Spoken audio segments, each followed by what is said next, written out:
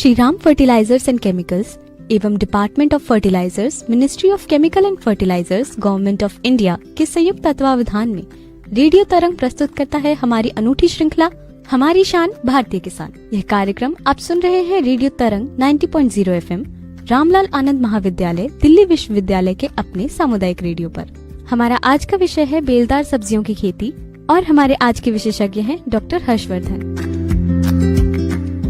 मैं खुशी स्वागत करती हूँ आप सबका हमारे स्पॉन्सर्ड कार्यक्रम हमारी शान भारतीय किसान में। इस कार्यक्रम की कड़ी 28 में आपका स्वागत है, जिसमें आज हम जानेंगे बेलदार सब्जियों की खेती के बारे में। और इसी विषय पर विस्तार से चर्चा करने के लिए हमारे साथ जुड़े हैं डॉक्टर हर्षवर्धन चौधरी, प्रधान वैज्ञानिक, शाकीय विज्ञान संभाग और एसोसिएट डीन, भारतीय कृषि अनुसंधान संस्थान, पूसा, नई दिल्ली से। सर, आपका बहुत बहुत स्वागत है। धन्यवाद। सर, जैसा कि आज हम बात कर रहे हैं बेलदार सब्जियों की खेती के बारे में, तो बेलदार सब्जियों की खेती किसानों और उपभोक्ताओं के लिए कैसे लाभदायक हो सकती है? जी हाँ, बिल्कुल आपने सही कहा कि जब हम बेलदार सब्जियों की बात करते हैं तो आमतौर पे जो कद्दू वर्गीय सब्जियां होती हैं उनमें सभी में बेल होती है, इसीलिए इनको बेल वाली फसलें या कद्दू वर्गीय सब्जियां इनको हम कहते हैं। जिसमें कि जैसे खीरा होता है, खरबूजा है, तरबूज है, लौकी है, तोड़ी है। तोड़ी भी दो तरह की होती है, एक चिकनी तोड़ी और एक धारीदार तोड़ी। करेला है, पेठा है और कुछ चप्पन कद्दू है। बहुत सारी जो फसलें हैं इन सबको हम मिला के हम बेल वाली फसलें हम कहते हैं। जब उपभोक्ताओं की हम बात करते हैं, आमतौर पे अब हम देखते हैं कि सालों भर ये सब्जियां जो हैं ये मिलती रहती हैं और उसमें चूंकि कुछ विशेष प्रकार के जो मिनरल्स होते हैं यानी लवण होते हैं वो इसमें पाए जाते हैं। इसमें पानी की मात्रा भरपूर होती है, करीब 90% से अधिक इसमें पानी होता है, जिसके कारण यह काफी सुपाच्य होता है। दूसरी अगर हम और जो हेल्थ बेनिफिट है या स्वास्थ्य के लिए लाभदायक है, जैसे अगर मैं करेले की बात करूं, करेला आपको खाने में तीता लगता है, लेकिन इसमें एक तत्व पाया जाता है जिसे हम चेरेंटीन कहते हैं, यानी जो मधुमेह के रोगी हैं उनके लिए विशेष रूप से उपयोगी होता है। कभी कभी इसको हम वेजिटेबल इंसुलिन भी कहते हैं। इसी प्रकार जैसे मैं तरबूजे का आप देखते हैं कि रंग जो होता है आमतौर पे अंदर का जो होता है लाल रंग का होता है, यानी इसमें एक तत्व होता है लाइकोपिन जो एंटीऑक्सीडेंट होता है। ये जितनी भी फसलें होती हैं ये लेस एनर्जी इसमें होता है, यानी कैलोरी की मात्रा इसमें काफी कम होती है और ये इसको हम कहते हैं कि हार्ट हेल्दी फूड, यानी जो हमारे हृदय के लिए ये बहुत ही लाभदायक होता है। क्यों? क्योंकि इसमें फैट की मात्रा 0 होती है और इसमें सोडियम की मात्रा कम होती है और पोटेशियम की मात्रा अधिक होती है। ये तो हुई उपभोक्ताओं की बात। अगर मैं किसानों की बात करूं, किसान के लिए सबसे बड़ा फायदा ये होता है कि जब एक बार वो इन फसलों को लगाते हैं तो 35 से 40 दिन के बाद इसकी लगातार तुराई 2 महीने तक होती है, यानी हर तीसरे से चौथे दिन किसान इसको तोड़ता है और बाजार में ले जाता है और उसे रेगुलर इनकम यानी प्रतिदिन आमदनी का एक जरिया होता है, जिस कारण से किसान के लिए भी ये फायदेमंद होता है और चूंकि उपभोक्ता इसकी जो हेल्थ बेनिफिट है, जो स्वास्थ्य से जो लाभ है, इसके कारण इसकी मार्केट में डिमांड और मांग जो है लगातार बनी रहती है। सर, जैसा कि आपने बताया इसमें खीरा, खरबूजा, तरबूज, करेला, तोरी, पेठा ये सारी सब्जियां आती हैं, तो और कौन कौन सी सब्जियां इसमें आती हैं और साथ ही ये सब्जियां किस समय पर लगाई जाती हैं? जी हाँ, इन सब्जियों को जो लगाने का तरीका है ये आमतौर पे जैसे अधिक सारी फसलें जो हैं जिनका भी हमने आपने वर्णन किया, ये हम गर्मी के मौसम में भी लगा सकते हैं और फिर हम दोबारा इनको जो बारिश का मौसम है इसमें भी लगा सकते हैं। लेकिन जो खरबूजा और तरबूज है ये आमतौर पे अगर हम उत्तर भारतीय मैदानी इलाकों की बात करें तो यहाँ पे हम सिर्फ इन्हें गर्मी के मौसम में लगाते हैं, बारिश के मौसम में इनको हम नहीं लगाते हैं। बाकी जैसे खीरा है, खीरा हम दोनों मौसम में लगा सकते हैं, लौकी है, तोड़ी है, करेला है, इन सारी फसलों को हम दोनों मौसम में लगा सकते हैं। लेकिन पेठा है, पेठा को आमतौर पे हम बारिश के मौसम में लगाते हैं। कद्दू हम दोनों मौसम में हम लगा सकते हैं और इसमें सबसे बड़ी जो विशेषता होती है कि थोड़ी सी अंतर होता है कि जब हम बारिश में लगाते हैं और जब हम गर्मी के मौसम में लगाते हैं। क्योंकि गर्मी के मौसम में हम ऐसी चीजें लगाते हैं जिसमें कि जैसे अगर हम तरबूज लगाते हैं उसमें मिठास अच्छी होगी, क्योंकि मिठास अच्छी तब होती है जब दिन का तापमान अधिक होता है और रात का तापमान कम होता है। इस कारण से इसको हम गर्मी के मौसम में हम लगाते हैं। सर, इन सब्जियों का आपने बताया कि 2 मौसम में लगाया जाता है, तो बारिश में लगाने वाली सब्जियां गर्मी के मौसम में लगाने वाली सब्जियों से कैसे अलग हो सकती जी हाँ, हैं? ये आपने बिल्कुल ही महत्वपूर्ण प्रश्न कहा है। खास करके जो हमारे किसान भाई हैं उनको पता होता है कि जब हम गर्मी में इन फसलों को लगाते हैं तो आमतौर पे इनको हम नालियां बना के लगाते हैं, और 2 नालियों के बीच की जो जगह होती है उसमें खुले जमीन पे इनकी जो बेल होती है वो फैलती है। लेकिन बारिश के मौसम में खास करके इस बार आप देखिए इतनी बारिश हो रही है कि हर दिन बारिश हो रही है। जी सर। इसमें अगर जो बेल अगर जमीन पे अगर फैला रहेगा तो जो उसके फल होंगे वो भी मिट्टी में रहेंगे तो वो खराब हो जाएंगे। इसलिए बारिश के मौसम में किसान भाइयों या बहनों को ये सलाह दी जाती है कि उसको हमको मचान बना के उसकी हमें खेती करनी है। जैसे आप खीरा लगाते हैं, लौकी लगाते हैं, करेला लगाते हैं, तोरी लगाते हैं, तो आप क्या करें, जहां पे आप एक नाली से दूसरे नाली के बीच की जो जगह है वहां पे एक पंडाल आप तैयार कर सकते हैं। जैसे आपके पास जो भी मटेरियल लोकली अवेलेबल है, आपके पास लकड़ी है या बांस है, या कहीं कहीं आजकल किसान भाई जो है सीमेंट का पोल खड़ा कर देते हैं और उस पे जो लोहे की तार होती है करीब 6 से 7 फुट ऊंचा, पूरा जैसा हम पंडाल बनाते हैं वैसा पंडाल बना लेते हैं, और फिर इन बेल वाली फसलों को पंडाल के जहां लकड़ी के किनारे उनको सहारा देके ऊपर चढ़ा देते हैं। और इससे कई फायदा होता है। पहला फायदा होता है कि उसमें फलन अधिक होता है। फलन अधिक क्यों होता है? क्योंकि जब नीचे अगर फैली रहती हैं तो मधुमक्खियां परागण नहीं कर पाती हैं, लेकिन जब ये पंडाल पे होती हैं तो मधुमक्खियां परागण अच्छे से कर पाती हैं। दूसरा होता है उसमें ये जो उनके फल होते हैं वो लटकते रहते हैं, हवा में लटकते रहते हैं, तो उनमें कोई भी जैसे मिट्टी के संपर्क में नहीं आने के कारण उनकी गुणवत्ता अच्छी होती है, उनकी तुराई आप आराम से कर सकते हैं। इन सब के कारण जो हम बारिश के मौसम में लगाते हैं इनकी पैदावार और इनकी गुणवत्ता अगर हम मचान पे लगाते हैं तो अच्छी होती है। जो छोटे किसान हैं जो अगर मचान नहीं बना सकते हैं उनको मैं बताना चाहूंगा कि जैसे आप बांस या बल्ली या लकड़ी का आप इन्वर्टेड वी टाइप का आप स्ट्रक्चर बना सकते हैं, जब आप दोनों तरफ से जो हमें लकड़ी है, लकड़ी को आप एक त्रिकोण टाइप का बना के उस पे भी आप उसको चढ़ा सकते हैं। सर, इन सब्जियों की प्रजातियां कौन कौन सी होती हैं उसके बारे में बताइए। जी हाँ, किसान भाइयों को सबसे पहले ये सलाह दी जाती है कि जो भी प्रजाति का अगर वो बीज खरीदें वो किसी भी जो सर्टिफाइड एजेंसी हो वहीं से बीज खरीदें। जहां तक हम प्रजातियों की बात करें, हमारे पूसा संस्थान ने काफी प्रजातियां इन सब्जियों की बनाई है। सबसे पहले मैं खीरे की बात करूं, अगर वो गर्मी के मौसम में लगाते हैं तो पूसा उदय लगा सकते हैं या पूसा बरखा लगा सकते हैं। एक संकर प्रजाति भी आई है जो एक गाइनोसियस लाइन होता है खीरे में, जिसमें कि गाइनोसियस का मतलब होता है उसमें सिर्फ मादा फूल होते हैं। उसके लिए एक हाइब्रिड तैयार किया गया है जिसको हम पूसा संकर 18 के नाम से जानते हैं, इनको लगा सकते हैं। अगर हम बारिश के मौसम की बात करें तो हम पूसा बरसा जो है उसको हम लगा सकते हैं।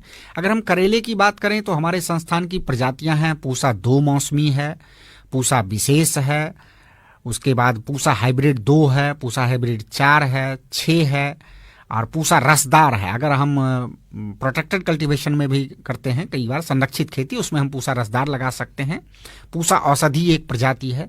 अगर मैं लौकी की बात करूं तो हमारे संस्थान की प्रजाति पूसा नवीन है जो लंबी लौकी है, पूसा समृद्धि है, पूसा संतुष्टि आजकल एक नाशपाती के आकार की लौकी आप देखते हैं बाजार में, जिसकी भी गुणवत्ता काफी अच्छी होती है, उसको लगा सकते हैं।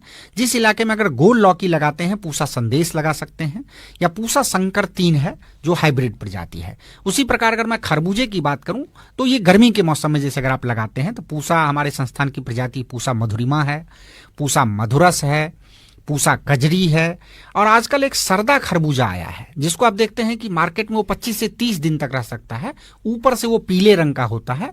उसमें पूसा सरदा लगा सकते हैं या पूसा सुनहरी है, इसका आप चयन कर सकते हैं। इसी प्रकार अगर मैं कद्दू की बात करूं जो सीताफल के नाम से जिसको हम कहते हैं, तो उसमें हमारे संस्थान की प्रजाति पूसा विकास है और पूसा हाइब्रिड 1 है। आजकल एक 56 कद्दू भी आता है जिसको हम कहीं कहीं 56 टिंडा भी कहते हैं, क्योंकि वो देखने में टिंडा की तरह होता है लेकिन वो 56 कद्दू है। उसकी प्रजाति हमारे यहाँ से आई है, पूसा पसंद है, इसको लगा सकते हैं। अगर टिंडा की बात करें तो पूसा रौनक प्रजाति है।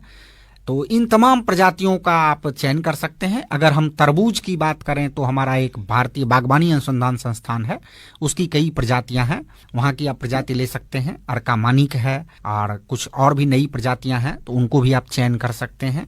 सर, आपने हमें इन सब्जियों के बारे में बताया और उनकी प्रजाति के बारे में बताया है।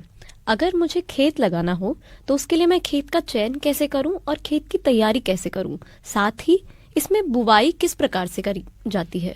जी हाँ, आपने, क्योंकि किसान भाइयों के लिए सबसे आवश्यक है कि इन फसलों को हमें ये देखना है कि आमतौर पे तो ये सभी मिट्टियों में हो जाती हैं, लेकिन जहाँ की मिट्टी थोड़ी बलुई दोमट मिट्टी है वो इसके लिए बिल्कुल उचित होती है। पीएच मान जो है करीब 6 से 6.5 के अंदर है तो अच्छी है। उसके बाद आप पूरे अपने खेत की अच्छी सी जुताई कर लें। जुताई करके अगर जो उसमें आप गोबर की खाद डालना चाहते हैं तो कम से कम 25 से 30 टन गोबर की खाद प्रति हेक्टेयर के हिसाब से उसमें डाल के आप पूरे खेत की अच्छी से तैयारी कर लें। हमें ये ध्यान देना है कि गोबर की खाद बिल्कुल सड़ी हुई होनी चाहिए, जिससे दीमक वगैरह का प्रकोप ना हो। जब पूरी खेत आपकी तैयार हो जाती है, अंतिम जुताई के बाद आप ये देखना है कि कौन सी फसल आप लगाने हैं, उसके हिसाब से हमको तय करना होता है। और आमतौर पे इसको हम नालियों में लगाते हैं। तो नालियां बनाते समय नालियों की चौड़ाई करीब 40 से 45 सेंटीमीटर चौड़ी नालियां होती हैं और 30 से 35 सेंटीमीटर गहरी हम नालियां बनाते हैं। और इन्हीं नालियों के दोनों तरफ हम इनकी बिजाई करते हैं। एक नाली से दूसरे नाली के बीच की दूरी इस पे निर्भर करता है कि आप कौन सी फसल ले रहे हैं। जैसे अगर हम कम बढ़वार की बेल वाली अगर हम ले रहे हैं, जैसे अगर खीरा है या खरबूजा है या करेला है, तो इसको हम सामान्यतः 1 मीटर से 1.5 मीटर की दूरी पे हम नालियां बनाते हैं। लेकिन जो अधिक बढ़वार वाली है, जैसे अगर लौकी है या कद्दू है या तोरी है, तो इनको हम 2 मीटर से 2.5 मीटर की बीच में की दूरियां रखते हैं। और जब नालियां बन जाती हैं तो अगर गर्मी के मौसम में हम क्या करते हैं, पहले इसमें हम पानी डाल देते हैं। उसके बाद जब नमी की मात्रा बिल्कुल पर्याप्त हो जाती है, उसके बाद हम इसमें फिर जहां जहां हमें लगाना होता है वहां हम थोड़ी सी मिट्टी को भुरभुरी कर लेते हैं खुरपी से, और वहां पे हम बीज लगाते हैं। इनमें एक थाले से दूसरे थाले की दूरी जो है ये भी इस पे निर्भर करता है कि आपकी जो बढ़वार है वो कितनी होने वाली है। जैसे खीरा खरबूजा जो कम बढ़वार वाली है उनको हम करीब 35 से 40 सेंटीमीटर की दूरी लगाते हैं, और जो अधिक बढ़वार वाली है उनको हम करीब 45 से 50 सेंटीमीटर की दूरी पे लगाते हैं। अब यहां मैं चूंकि बता रहा हूं इसलिए यही मुझे एक चीज और बताना पड़ेगा कि जब आपने पानी लगा दिया, क्योंकि इसमें खरपतवार भी काफी एक समस्या होती है, तो पानी लगाने के बाद अगर आप एक दवा आती है जो खरपतवार नाशी है, पेंडीमिथिलीन के नाम से, उसका 3 मिलीलीटर प्रति लीटर पानी में घोल बना के अगर आप स्प्रे कर देते हैं सभी नालियों पे, और उसके 2 दिन के बाद अगर आप बिजाई करते हैं, तो आपकी जो फसल है कम से कम 30 से 35 दिन तक खरपतवार से बिल्कुल मुक्त रहता है। और खरपतवार से अगर मुक्त रहता है तो उससे फायदा ये भी होता है कि बीमारियां भी कम आती हैं, और बहुत सारे कीड़े भी ऐसे होते हैं कि अगर खरपतवार अगर अधिक होगा तो वो कीड़े भी आपकी फसल को नुकसान करेंगे। तो इस प्रकार से हम बिजाई हम कर सकते हैं। सर, इस तरह की फसलों के लिए पोषक तत्वों का प्रबंधन कैसे किया जाता है? पोषक तत्व का प्रबंधन हमें करते समय ये देखना है, पहले तो हम सॉइल हेल्थ कार्ड अगर हमारे पास है, या हम मिट्टी की हम जांच करा लें कि जिस एरिया में हम लगा रहे हैं वहाँ का की जो मिट्टी है उसमें कितना पोषक तत्व है।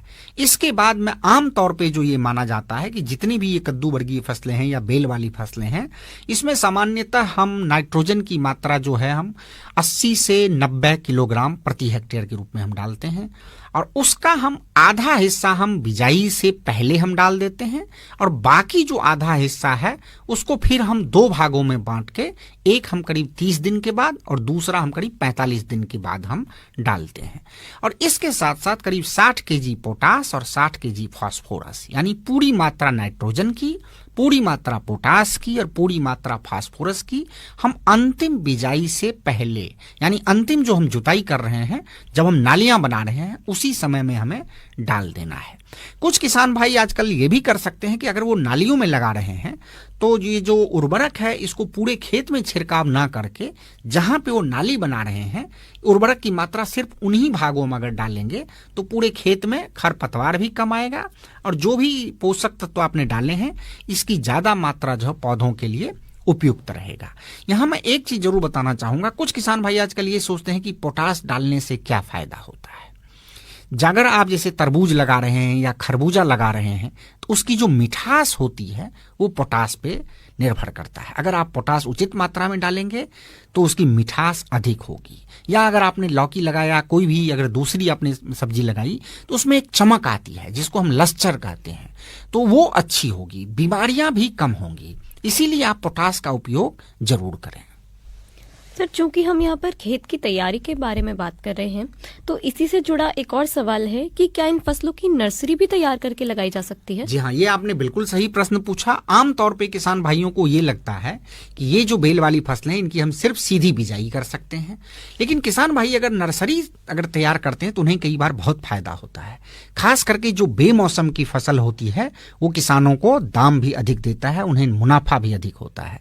जैसे मैं उत्तर भारतीय मैदानी इलाके की अगर मैं बात करूं तो आमतौर पे जो गर्मी की फसल होगी वो किसान भाई होली के आसपास यानी मार्च के प्रथम सप्ताह में लगा सकते हैं। लेकिन जो किसान भाई अगर इसकी नर्सरी तैयार कर लेते हैं जनवरी के महीने में, थोड़ा सा पैसा खर्च करके एक लो कॉस्ट पॉलीथीन की, सफेद पॉलीथीन की चादर होती है, सफेद पॉलीथीन का चादर अगर वो लेके और एक पॉलीथीन की झोपड़ी टाइप का बना लें जो 7 फुट ऊंचा हो और उसके किनारे किनारे से उसको मिट्टी से सिर्फ ढक दें और उसके अंदर में एक जो नर्सरी तैयार करने का एक प्रो ट्रे होता है जिसमें करीब 50 खाने वाली वो प्रो ट्रे ले लें। प्लास्टिक की ट्रे होती है जिसमें खाने बने होते हैं छोटे छोटे, और उसमें अलग अलग एक नर्सरी बनाने का जो मीडिया होता है जिसे हम कोकोपीट कहते हैं, ये जो नारियल का रेशा होता है इससे बनता है। तो उनको उसमें मिलाना है 3 भाग कोकोपीट, 1 भाग वर्मीकुलाइट और 1 भाग परलाइट। इसका मिश्रण तैयार करके उसमें वो भर दें और हर खाने में 1-1 बीज तैयार करके अगर इस पॉलीथीन की जो झोपड़ी उन्होंने बनाई है उसमें अगर वो जनवरी के महीने में रख दें या 15 दिसंबर के बाद अगर रख दें तो करीब करीब 30 दिन में इसके अंदर नर्सरी तैयार हो जाती है। और जो ही गर्मी मतलब शुरू होती है या जो जाड़ा है, अगर अधिक जाड़ा खत्म हो जाता है फरवरी के महीने में, तो फरवरी के महीने में इन पौधों को वो बाहर ले जाके इनकी रोपाई कर सकते हैं। उन्हें ये ध्यान रखना है कि जब हम उसमें उस पौधे को अगर हम नर्सरी से निकालते हैं तो एक अर्थ बॉल बना होता है, जो उसकी जड़ होती है उस अर्थ बॉल के चारों तरफ अच्छे से जकड़े रहती है, जिस कारण से इनको हम लगा सकते हैं। लेकिन जिन किसान भाइयों के पास अगर ये सुविधा उपलब्ध नहीं है, प्रोट्रे नहीं है या जो परलाइट, वर्मीकुलाइट और कोकोपीट नहीं है, वो क्या कर सकते हैं कि 10 से 15 सेंटीमीटर जो पॉलीथीन की थैली होती है, अगर काले रंग की मिल जाए तो अच्छा है, वो ले लें, उसमें 3-4 छोटे छोटे छेद कर दें जिससे अधिक पानी की निकासी हो जाए, और उसमें 2 भाग अगर मिट्टी अगर अच्छी है तो मिट्टी ले लें, 1 भाग गोबर की खाद सड़ी हुई और थोड़ा सा उसमें रेता मिला के खुद अपना मिश्रण तैयार करके उसमें रख लें और उसमें 1-1 बीज डाल दें और इसी झोपड़ी के नीचे रख दें। झोपड़ी में भी वो कर सकते हैं कि 2-3 लेयर में उसमें बांस से या किसी चीज से उन हर लेयर पे इनको रख सकते हैं, और उसमें भी वो यही काम कर सकते हैं कि जब 25 से 30 दिन बाद उनकी नर्सरी तैयार हो गई इसको बाहर ले जाएं और जो पॉलीथीन की जो थैली जिसमें उन्होंने तैयार किया है उसमें एक चीरा लगाना है साइड से, पूरी पॉलीथीन निकाल देंगे और पूरी अर्थ बॉल यानी मिट्टी का जो बॉल है उसके सहित इसको खेतों में लगा सकते हैं। उससे उन्हें फायदा ये होगा कि जब किसान भाई बाकी किसान जिसमें बिजाई करेंगे उस समय में इनके जो खेत में फूल आने लगेंगे और इनको मुनाफा भी काफी अधिक होगा। सर, हम देखते हैं कि इस तरह की फसलों में बीमारियां भी बहुत जल्दी लगती हैं, तो इसमें लगने वाली बीमारियां कौन सी हैं और उनका नियंत्रण हम कैसे कर सकते हैं? जी हाँ, सबसे पहले तो हमें ये ध्यान देना है कि जिस खेत में अगर हम ये फसलें लगाते हैं हम बार बार उन्हीं खेत में इनको नहीं लगाएं, नहीं तो कुछ मृदा जनित बीमारियां होती हैं जिसे जैसे हम फ्यूजेरियम बेल्ट कहते हैं, जो उकठा रोग होता है, तो उस खेत में ना लगाएं। पहली सावधानी हमें ये बरतनी है, जिस खेत में अगर हमने एक बार ये फसल लगा दी तो उसमें हम अगर धान लगाते हैं या अगर हम मक्की लगाते हैं तो इस रोग के होने की संभावना कम होती है। लेकिन अगर आपने लगा दिया, आपको पहले से पता नहीं है, तो सभी हमें ये ध्यान देना है कि जब आप उसमें से गोबर की खाद डाल रहे हैं तो नालियों बनाने के बाद अगर हम ट्राइकोडर्मा, गोबर की बिल्कुल सड़ी हुई खाद में अगर हम ट्राइकोडर्मा मिला के अगर हम नालियों में डाल लें या जहां हम थाला बना रहे हैं हर थाले के पास अगर हम थोड़ा थोड़ा ट्राइकोडर्मा डाल दें तो बहुत हद तक ये विल्ट की बीमारी को आप उससे कम कर सकते हैं। इसके अलावा हमको ये ध्यान देना है कि जो ऐसी प्रजातियां भी हैं जिसमें विल्ट के प्रति प्रतिरोधक क्षमता होती है। ऐसी रेसिस्टेंट प्रजातियों को आपका चुनाव करना है। जैसे हमारे संस्थान की अगर हम खरबूजे की बात करें, पूसा मधुरिमा है, कजरी है, मधुरस है, ये किसान भाई इसलिए लगाते हैं कि इसमें विल्ट या उठा बीमारी नहीं लगती है। तो ऐसी प्रजातियों का आप चुनाव कर सकते हैं। लेकिन उसके बाद भी अगर किसी कारण से अगर आपके खेतों में आ गई हैं तो फिर आपको जो दवा है, जैसे आप बेबिस्टिन है और डाइथेनम 45 है या ब्लाइटॉक्स है, इनका आप मिश्रण बना के और इनको ड्रेंचिंग करना है, यानी इनका घोल बना लेना है और पौधे के जड़ों में इनको डाल के इससे आप नियंत्रित कर सकते हैं। एक दूसरी बीमारी आती है जो उसको हम कहते हैं डाउनी मिल्ड्यू, यानी पत्तों पे, और खास करके बारिश के मौसम में ये बीमारी काफी आती है कि जो इनके पत्ते होते हैं एकाएक आप देखेंगे कि पत्तों पे भूरे भूरे धब्बे बन गए हैं और 2-3 दिन में पूरा खेत आपका खत्म हो जाएगा। तो जब भी आपको लगे कि मौसम बहुत बादल लगे हैं और नमी की मात्रा अधिक है, तो आप प्रिकॉशन के तौर पे डाइथेनम 45 2 ग्राम प्रति लीटर पानी में मिला के इसका आप छिड़काव कर दें। एक और बीमारी आती है जिसे हम पाउडरी मिल्ड्यू कहते हैं। पत्ते का जो ऊपरी हिस्सा होता है उस पर आपको सफेद सफेद पाउडर की तरह दिखेगा, या जो हमें सफेद कॉटन होता है उस तरह दिखता है। इसके लिए नियंत्रण के लिए आप जो रेडोमिल है या बेबिस्टिन है, इसमें से किसी का छिड़काव आप 1 से 1.5 ग्राम प्रति लीटर पानी में घोल के आप कर सकते हैं। सर, इसके अलावा हम देखते हैं कि फसलों में एक और समस्या हमें देखने को मिलती है, जो है कीड़ों की, कि फसलों में कीड़ा बहुत जल्दी लग जाता है।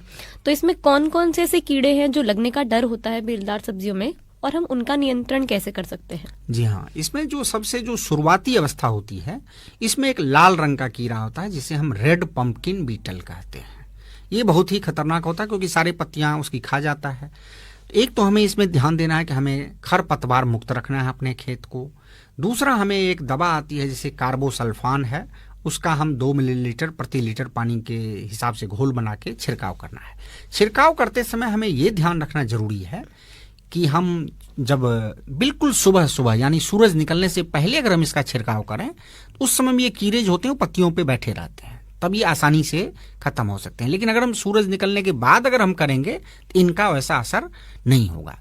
दूसरी इसमें एक समस्या होती है, खास करके अगर हम बारिश के मौसम में अगर हम बात करें तो इसमें जो फल मक्खी होती है, वो फल मक्खी काफी इसमें गंभीर समस्या होती है, फलों को छेद कर देती है। तो इसके लिए हमें क्या करना है, एक तो हम समेकित कीट प्रबंधन हमें करना है। फलों आपके खेतों को साफ सुथरा रखना है, खरपतवार नहीं होने देना है।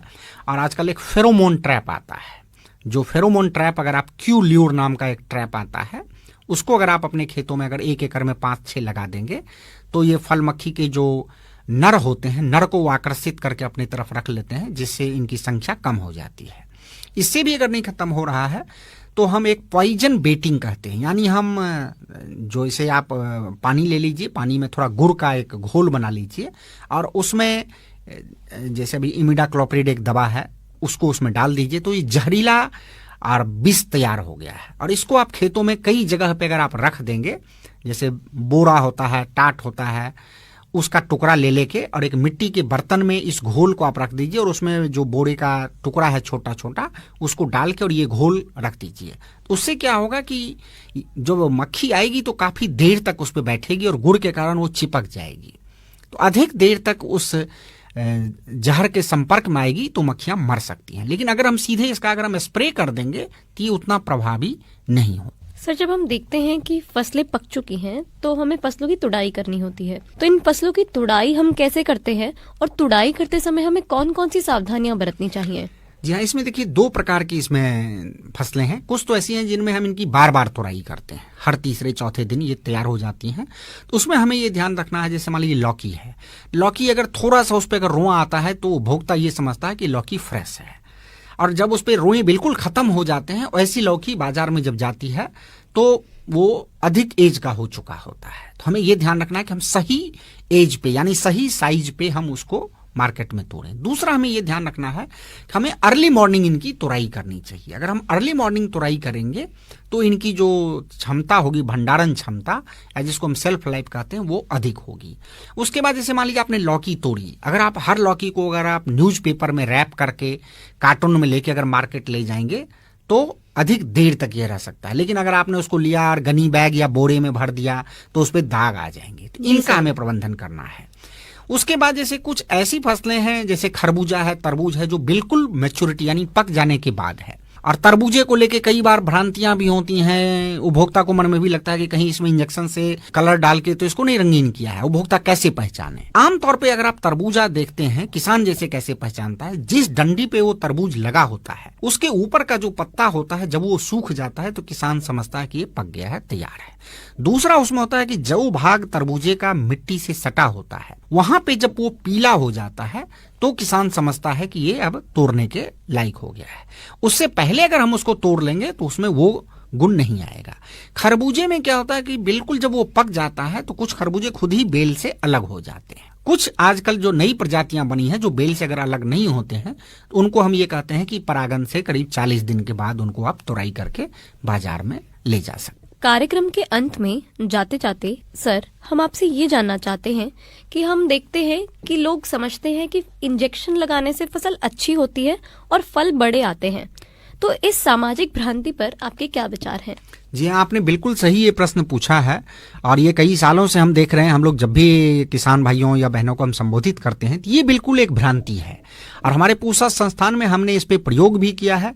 जो भी लौकी और तोरी सब पे हमने इंजेक्शन में पहले पानी डाल के भी देखा और हमने जो ऑक्सीटोसिन का जिसका जिक्र होता है, ऑक्सीटोसिन की दवा भी डाल के देखी, उससे कोई फर्क नहीं पड़ता है। और ये बिल्कुल भ्रांति है कि ऑक्सीटोसिन का इंजेक्शन डालने से ये जो खास करके कद्दू वर्गीय जो और बेल वाली जो सब्जियां हैं इनका आकार बड़ा हो जाता है, इसमें कोई सच्चाई नहीं है।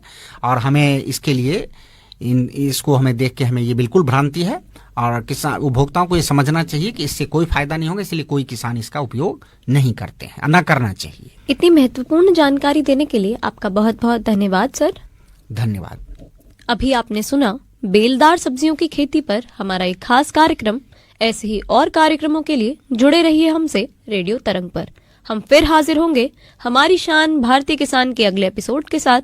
तब तक के लिए हमें दीजिए अनुमति। नमस्कार। अभी आप सुन रहे थे हमारी अनूठी श्रृंखला हमारी शान भारतीय किसान, जिसके प्रायोजक हैं Shri Ram fertilisers and chemicals एवं department of fertilisers, ministry of chemical and fertilisers, government of India, और इसके प्रस्तुतकर्ता हैं रेडियो तरंग 90.0 FM। हम उम्मीद करते हैं कि आपको हमारी आज की कड़ी जरूर पसंद आई होगी। यदि आपका कोई भी सवाल या सुझाव है तो आप हमें लिखकर भेज सकते हैं। हमारी ईमेल आईडी है radiotarang@rla.du.ac.in, या आप हमें फेसबुक पर भी मैसेज कर सकते हैं तरंग 90.0 FM पर। हमारे आज के कार्यक्रम की संचालक हैं श्रुति और कार्यक्रम का संपादन किया है फरजीन सुल्तान ने, और इस कार्यक्रम के मार्गदर्शक हैं प्रोफेसर राकेश कुमार।